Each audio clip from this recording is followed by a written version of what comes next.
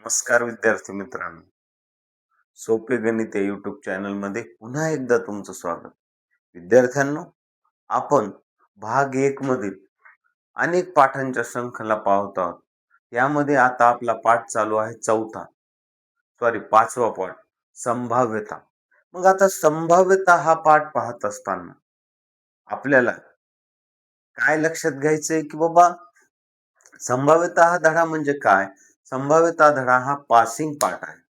त्यामध्ये जे विद्यार्थी पास नाही होऊ शकत त्यांच्यासाठी तर ही सुवर्ण संधी. त्यांनी संभाव्यता पाठ केला की ते गणितात पास झाले म्हणून समजायचे.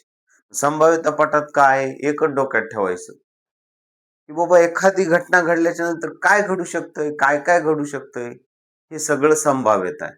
म्हणजे आपण एखाद्या गावाला जाणार आहोत तर कशाने जाणार आहेत? पायाने जाऊ शकतो, मोटरसायकलने जाऊ शकतो, कारने जाऊ शकतो, विमानाने जाऊ शकतो, रेल्वेने जाऊ शकतो. अशा अनेक प्रकारच्या शक्यता.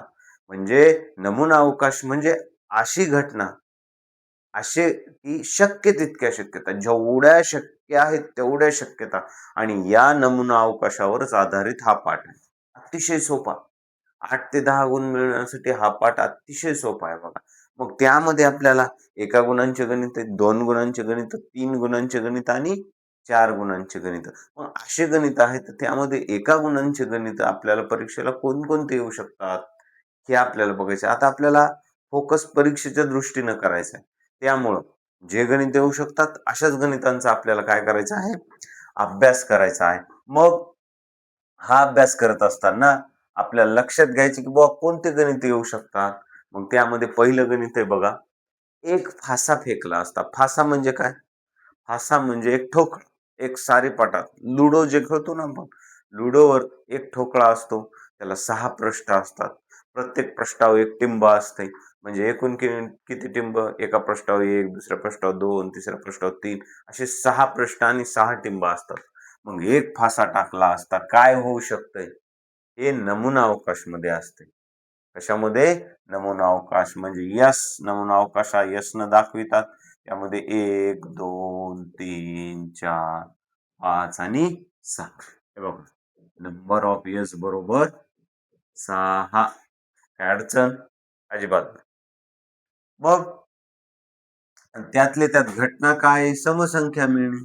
मग आता त्या घटनेला कोणतंही नाव देऊ शकतो. जर दिलेलं असेल तर तेच वापरायचं, नाही दिलेलं असलं तर कोणतं बी, A B C D P Q R S. मग समसंख्या कोणत्या आहेत? 2 आहेत, 4 आहेत, 6 आहेत. याच्या व्यतिरिक्त आहेत का? 6च्या पुढे पण जाऊ शकत नाहीत आपण, मर्यादा आहे. म्हणून नंबर ऑफ ए बरोबर 3. हा झाला प्रश्न, पहिला प्रश्न एका गुणांचा. दुसरा काय? 2 नाणे फेकले असता नमुना अवकाशला. 2 नाणे एकाच वेळी फेकले असता काय होऊ शकतंय? एक तर ते नाणं हेड पडू शकतंय किंवा टेल पडू शकतंय. त्यानंतर दुसरं नाणं पहिलं टेल पडल किंवा दुसरं एच पडल, हेड पडल. याच्या व्यतिरिक्त काय होईल का? नाही. म्हणून नंबर ऑफ एज बरोबर 2. Okay. H T T H काय पडू शकते? काय होणार त्याच्यामध्ये? त्याच्यामध्ये पहिलं एच टी पडू शकल, टी एच पडू शकेल, त्यानंतर एक तर एच एच पडू शकेल किंवा टी टी पडू शकेल. एवढंच होऊ शकतंय ना.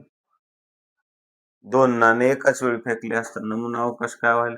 म्हणून नंबर ऑफ एज बरोबर 4. आलं लक्षात? आता पुन्हा तिसरा गणित काय? 1 ते 25 संख्या असलेल्या कार्डातून एक कार्ड यादृच्छिक प्रयोगाने काढण्यासाठी नमुना अवकाश लिहा. नमुना अवकाश म्हणजे काय? एक कार्ड आहेत 1 ते 25 पर्यंत, आणि त्यामध्ये 1 पासून कुठपर्यंत? 25 पर्यंत. कुठपर्यंत? 25 पर्यंत असे अंक लिहिलेले, बरोबर. म्हणून नंबर ऑफ एज बरोबर 25. अशा प्रकारे. ओके.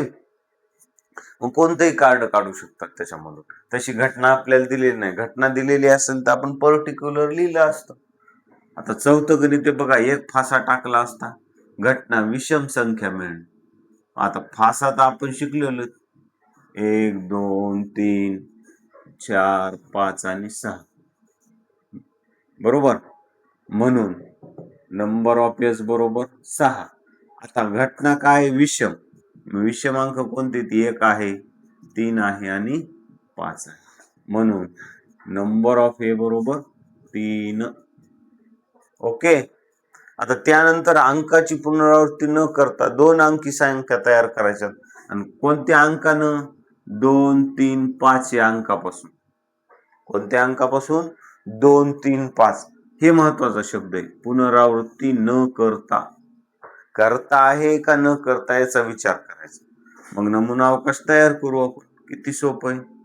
पुनरावृत्ती न करता म्हणजे 2 पासून 23 एक होईल, 25 एक होईल. त्यानंतर 3 पासून 32 एक होईल, 35 एक होईल. त्यानंतर 5 पासून 52 एक होईल आणि 53 एक होईल. 55 होणार नाही. तर 55 पुनरावृत्ती करून, 33 पुनरावृत्ती करून, 22 पुनरावृत्ती करून, म्हणून नंबर ऑफ एस बरोबर 1 2 3 4 5 6.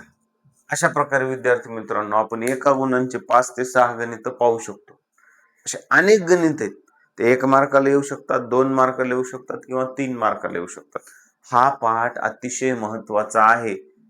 सोपे गणित आहे युट्यूब चॅनलच्या माध्यमातून मी जे परीक्षेच्या दृष्टीने गणित महत्वाचे आहेत अशाच गणितांचा सराव घेणार आहे. तुम्हाला पेपर झाल्याच्या नंतर लक्षात येईल की बाबा अशी गणित आपले घेतले होते सरांनी. म्हणून सोपे गणित या युट्यूब चॅनल मधल्या व्हिडिओला तुम्ही पाहत राहा, शेअर करीत राहा आणि लाईक करीत राहा. ओके, ठीक.